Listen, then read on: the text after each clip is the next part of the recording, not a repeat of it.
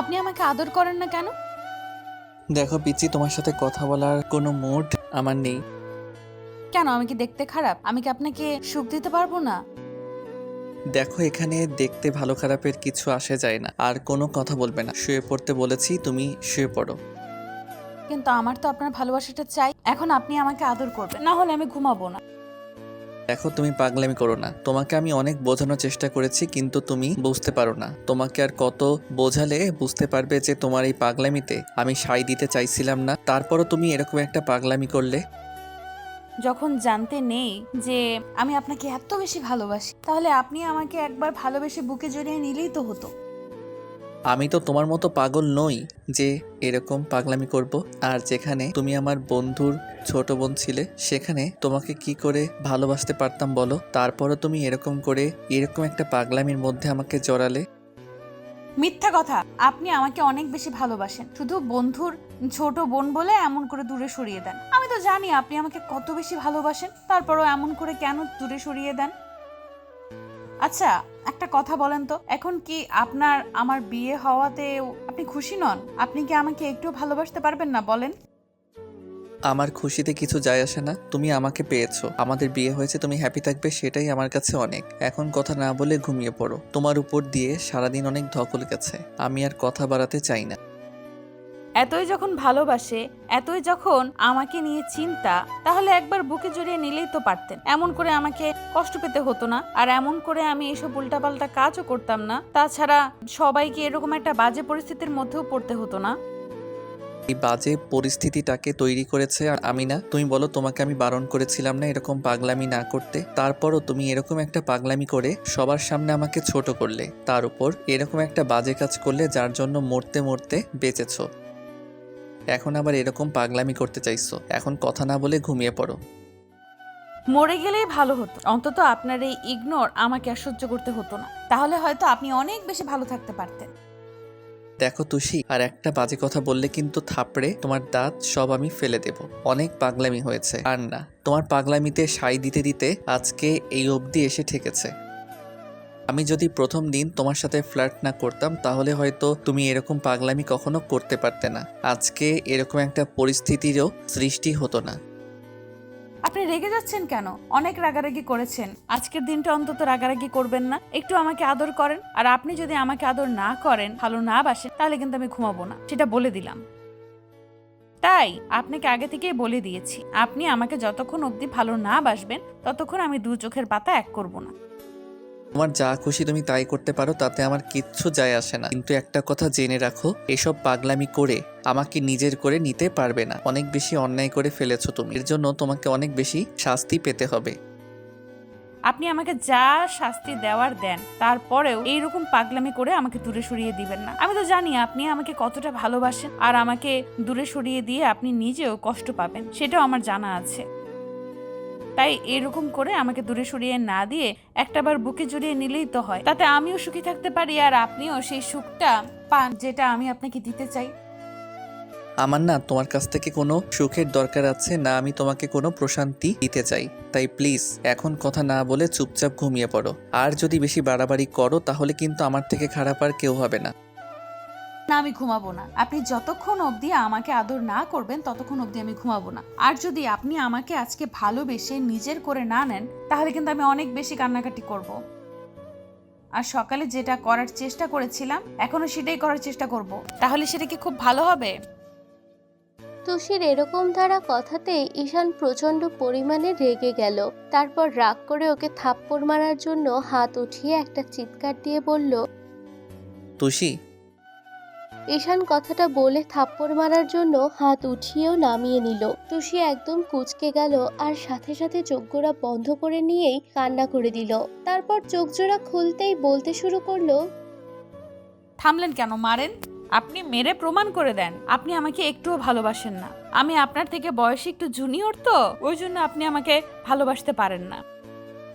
আজকে কতগুলো দিন ধরে আপনাকে আমি ভালোবাসার কথা বলে যাচ্ছি, আর আপনি কি না আমাকে এমন করে দূরে সরিয়ে দিচ্ছেন। আসলে কি বলেন তো, অতিরিক্ত বেশি ভালোবাসি তো, ওই জন্যই আপনার কাছে আমার ভালোবাসাটাকে তুচ্ছ মনে হয়, তাই না? কিন্তু আজকের পর থেকে না আমি আপনাকে বেশি পাল্টে যাব। দেখেন, আপনিও আর আমার এই ভালোবাসাটা দেখতে পারবেন না।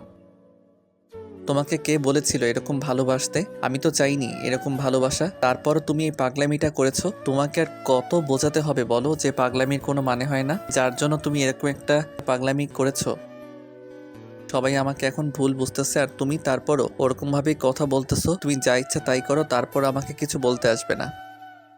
বলবো, 100 বার বলবো, 1000 বার বলবো, কারণ আপনাকে আমি ভালোবাসি। আপনি আমাকে যতই দূরে সরিয়ে দেওয়ার চেষ্টা করেন না কেন, পারবেন না, কারণ আমি আপনাকে ভালোবাসি আর ভালোবেসে যাব।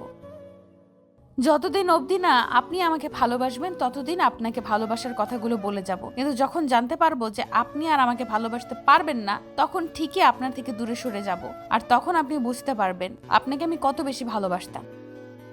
আসলেই তোমাকে আমার কিছু বলার নেই। যদি বলার থাকতো কিংবা বোঝানোর থাকতো, সেটা অনেক আগেই বুঝিয়ে দিতে পারতাম, কিন্তু আমি আর তোমাকে বোঝাতে পারলাম না যে তুমি কি পাগলামিটা করছো। আর কি পাগলামি করে সবার সামনে এরকম একটা বাজে পরিস্থিতিতে আমাকে ফেলেছো। তাহলে ভালোবাসেন সেটা প্রকাশ করেননি কেন? একটা বার অন্তত বুকে জড়িয়ে নিতে পারতেন, সেটাও তো করেননি। সব সময় শুধু আমাকে ইগনোর করেছে। তারপর যখন বাসায় জানাজানি হয়ে গেল, তখন আপনাকে বলেছিলাম আমাকে বিয়ে করে নি, তারপরও আপনি সেটা করেননি। তাহলে এখন এরকম করে আমাকে এইসব কথা বলতেছেন কেন? আমি তো আপনাকে ছাড়া থাকতে পারবো না বলে এরকম একটা পাগলামি করেছি। সত্যিই যদি মরে যেতাম তাহলে কি আপনি কষ্ট পেতেন? তুষির এরকম দ্বারা কথাতে ঈশান চুপচাপ হয়ে ওর মুখের দিকে তাকিয়ে রইল। ওর খুব বেশি খারাপ লাগছে। বারবার তুষির মুখে এই কথা শুনে ওর ইচ্ছে হচ্ছে ঠাটিয়ে ওর গালে কয়েকটা থাপ্পড় মেরে দিতে। তারপরেও সেটা না করে চুপচাপ তুষির মুখের দিকে তাকিয়ে আছে। তারপর যখন তুষি বারবার জিজ্ঞেস করতে লাগলো, তখন আর কোনো কথা না বলে বেলকনিতে চলে গেল। তুষি বুঝতে পারলো যে ঈশান ওর ওপর কতটা রেগে আছে, যার জন্য এমন করে ওকে দূরে সরিয়ে দিচ্ছে। এটা কি হলো? ওনাকে বোঝাতে গিয়ে তো আরো রাগ করিয়ে দিলাম। তাছাড়া উনি তো আমাকে ভালোবাসে, কিন্তু এমন করে বারবার যে কেন দূরে সরিয়ে দেয় সেটাই তো বুঝতে পারি না। আর কবে যে ওনার মনে একটু জায়গা করে নিতে পারবো সেটাও জানি না। আজকে বিয়ের পরেও যদি উনি আমাকে এমন করে ইগনোর করে, তাহলে আর কবে আমাকে ভালোবাসতে পারবে? আমি তো সেটাই বুঝতে পারতেছি না। তুষি বেশি কিছুক্ষণ ধরে কথা বলে একটা সময় উঠে তারপর তাড়াহুড়ো করে বেলকনিতে গেল। তারপর গিয়ে দাঁড়াতে খেয়াল করলো ঈশান আকাশের দিকে তাকিয়ে আছে। আপনারা কি ভাবছেন এখানে কি হচ্ছে? তুষি ঈশানের বন্ধুর ছোট বোন। আর যেদিন তুষি ঈশানের প্রথম দেখা হয়, ঈশান সেদিন ওকে দেখে মজার ছলে একটু ফ্লার্ট করেছিল। আর তাতেই তুষি একদম আইসক্রিমের মতো গলে গিয়েছিল। আর তুষি না কাউকে ভালোবাসতে না কাউকে পছন্দ করত। তুষি দেখতে একদম পুতুলের মতো, তেমন সুন্দর। আর যদি কখনো কারো উপর রাগ করে, ওর রাগটা এত সহজে ভাঙানো যায় না। তুষি যতবার ঈশানকে দেখতো ততবারই ওর প্রতি ভাবনার সৃষ্টি হতো। আর একটা সময় যখন ঈশানের তুষির বাসায় যাওয়া আসা ছিল ওর ভাইয়ার সাথে, তখন তুষি আস্তে আস্তে ঈশানের প্রতি দুর্বল হতে শুরু করে, কারণ ঈশানের কাজকর্মগুলোতে তুষি মুগ্ধ হতো। তারপর একটা সময় তুষি ঈশানকে ভালোবেসে ফেলেছিল, আর যার জন্য ও বারবার বোঝাতে চাইতো, কিন্তু ঈশান তুষিকে ছোট বোনের মতো ভেবে দূরে সরিয়ে দিত। কিন্তু একদিন কলেজের এক বড় ভাই তুষিকে টিচ করে, আর সেদিন ঈশান ওদের সাথে অনেক ঝামেলা করে আর ছেলেগুলোকে ইচ্ছে মতো পেটিয়েছিল। তখন তুষি ভয় পেয়ে দৌড়ে গিয়ে ঈশানকে জাপটে জড়িয়ে ধরেছিল। ঈশান ওর ভাই কাটানোর জন্য ওকে জড়িয়ে ধরতেই তুষিকে ভেবে নিয়েছিল ঈশান ওকে প্রচন্ড পরিমাণে ভালোবাসে, যার জন্য এরকম একটা পরিস্থিতির সৃষ্টি হয়েছিল। তারপর কিছুদিন পরেই তুষি থাকতে না পেরে ঈশানকে প্রপোজ করে দেয়। আর তারপর থেকে এরকম একটা ঝামেলা চলছিল, কারণ ঈশান জানতো এই সম্পর্কটা হয় না, আর যদি এই সম্পর্কে জড়ায় তাহলে তুষির ভাইয়া অনেক বেশি কষ্ট পাবে। তাই ঈশান ওকে দূরে সরিয়ে দেওয়ার চেষ্টা করছিল, কিন্তু তুষি ঈশানকে নিজের করে নেওয়ার জন্য এরকম পাগলামি করছিল। তাই ঈশান না পারছিল ওকে দূরে সরাতে, আর না পারছিল ওকে কাছে টানতে। তারপর যখন তুষি বাসা থেকে সবটা জানতে পারে, তখন ঈশানের সাথে তুষির ভাইয়ার অনেক ঝামেলা বেঁধে যায়। ঈশান তুষির ভাইয়াকে বোঝাতে পারতেছিল না তুষির পাগলামিতে ঈশানের সাই নেই। তখন তুষি ঈশানকে উল্টো বলছিল, আচ্ছা শোনেন, আমার বাসা থেকে আমার জন্য ছেলে দেখছি। আমি না অন্য কাউকে বিয়ে করতে পারবো না। আমি বলে দিয়েছি যদি বিয়ে করি কাউকে, তাহলে সেটা আপনাকে। তাছাড়া ভালো যদি কাউকে বেসে থাকি সেটা আপনাকে। আমি বলে দিচ্ছি, আপনি যদি আমাকে বিয়ে করে নেন তাহলে সেটা তাড়াতাড়ি আমার বাসায় আপনার বাসা থেকে বিয়ের প্রস্তাব পাঠান। খুশির এরকম দ্বারা অধিকার ফলানো দেখে ঈশান অবাক হয়ে ওর দিকে তাকিয়েছিল। কি বলবে বুঝে উঠতে পারছিল না। তখন ঈশান তুষিকে বোঝানোর জন্য গালের পাশে এক হাত রেখে বলেছিল, দেখো তুষি, আমি তো তোমাকে ভালোবাসি না, আমি তোমাকে ছোট বোনের মতো ভালোবাসি। তাই তুমি এবং পাগলামিটা করো না। তোমাকে আমি বলতেছি তুমি এসব ভুলে যাও আর পড়ালেখায় মনোযোগ দাও, না হলে বিয়েটা করে নাও, হলে ভালো থাকতে পারবে। আর যে ছেলেটার সাথে তোমার ভাইয়া বিয়ে ঠিক করেছে ওই ছেলেটা অনেক ভালো, তোমাকে অনেক হ্যাপি রাখবে। আমার হ্যাপিনেস তো আপনি, আপনার কাছে আমি ভালো থাকতে পারবো, তাহলে আপনি কেন আমাকে ভালোবাসতে পারবেন না? আপনাকে আমি বলে দিচ্ছি, আপনি যদি আমাকে ভালোবেসে বুকে জড়িয়ে না নেন তাহলে কিন্তু আমার থেকে খারাপ আর কেউ হবে না। আমি উল্টোপাল্টা কিছু একটা করে দেব। ঈশান সেদিন তুষিকে বোঝাতে পারেনি। উল্টো তুষি এত বেশি পাগলামি করেছিল যার জন্য বিয়ের দিন সকালেই সুইসাইড করার চেষ্টা করে। তারপর ঈশানকে বোঝাতে না পেরে সুইসাইড করতে গেলে তখন ওর আব্বু আম্মু কোনো রকমে তুষিকে বাঁচিয়ে নেয়। তারপর আজকে সকালে তুষিকে হসপিটাল থেকে বাসায় আনা হলে তারপর ওদের দুজনের বিয়ে হয়। পরিবার চেয়েছিল দুজনের সুখী থাক। আর তুষির আব্বু আম্মু ঈশানকে ছেলের মতো ভালোবাসে। আর ঈশানের আব্বু আম্মু তুষিকে অনেক পছন্দ করত, কিন্তু জানতো না ওনাদের ছেলেকে আগে থেকেই তুষি পছন্দ করে। জানলে হয়তো কখনো এরকম একটা পরিস্থিতির সৃষ্টি হতে দিত না। ঈশান কোনো কথা বলছি না দেখে তুষি এবার ওকে পেছন থেকে জাপটে জড়িয়ে ধরলো। তখন ঈশান রাগ করে ওকে ছাড়িয়ে নেওয়ার চেষ্টা করলে তুষি বলতে না, আর কত কষ্ট দিবেন আমাকে? একটাবার তো এখন বুকে জড়িয়ে নিতে পারেন নাকি? তাও আপনার সাথে নেই। আমি খুব ভালো করেই জানি যে আপনি আমাকে কত বেশি ভালোবাসেন। দেখো, তোমাকে বোঝানোর সাধ্য কিংবা বোঝানোর মতো ক্ষমতা আমার নেই, তাই আমি চাই না তোমাকে আর বোঝাতে। প্লিজ এরকম পাগলামি করো না।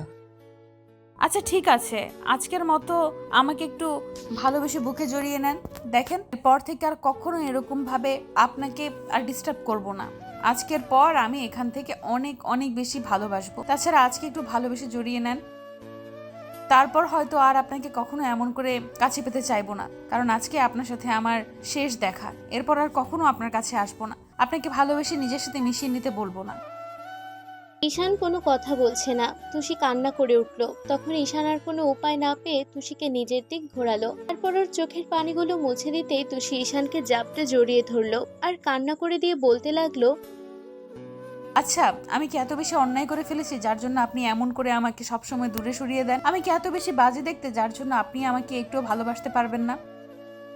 তুমি কেন বুঝতে পারো না তুমি যে পাগলামিটা করলে, এরকম একটা পাগলামিতে আমাকে কত বেশি কষ্ট পেতে হলো? তোমাকে আমি কি করে বোঝাই যে তোমাকে আমি কতটা বেশি ভালোবাসি? তোমাকে আমি বোঝাতে পারলাম না যে তুমি এরকম পাগলামি করলে কত বেশি একটা বাজে পরিস্থিতির মধ্যে আমাকে পড়তে হলো। তার জন্য তো আমি আপনার কাছে সরি বলেছি, আপনার কাছে মাফ চেয়েছি। তারপরও আপনি কি আমাকে মাফ করতে পারতেছেন না? আপনি সব সময় শুধু এমন করে আমাকে দোষারোপ করছেন। আজকে পর তো আর কখনো আপনার সাথে দেখা হবে না। একটাবার শুধু ভালোবেসে একটু জড়িয়ে নেন, দেখেন আজকের এই দিনটা আর কখনো আসবে না। আমি এই দিনটা সারা জীবন মনে রাখবো। তুষি ঈশানকে কথাগুলো বলেই জড়িয়ে ধরলো। তখন ঈশান ওকে বুকের সাথে জড়িয়ে ধরে বলতে লাগলো, এই পিচ্ছি, কোথায় যাবে? তুমি আমাকে ছেড়ে বিয়ে করে নিয়েছি তোমাকে, তারপরে পাগলামি করবে? এখনো যদি আমাকে ছেড়ে কোথাও যাও না তাহলে কিন্তু তুমি আর আমাকে দেখতে। ঈশান কথাটা বলে শেষ করতে পারলো না। তার আগেই তুষি ওকে থামিয়ে দিল। আর কিভাবে থামিয়ে দিল সেটা হয়তো আপনাদের বলে বোঝাতে হবে না। হ্যাঁ, তুষি ওর গোলাপি ঠোঁট জোড়া দিয়ে চোখ বন্ধ করে দিল। সাথে সাথে ঈশান শুদ্ধ হয়ে গেল। তুষি পাগলের মতো ঈশানের সাথে রেসপন্স করে যাচ্ছে, কিন্তু ও একটু রেসপন্স দিচ্ছে না।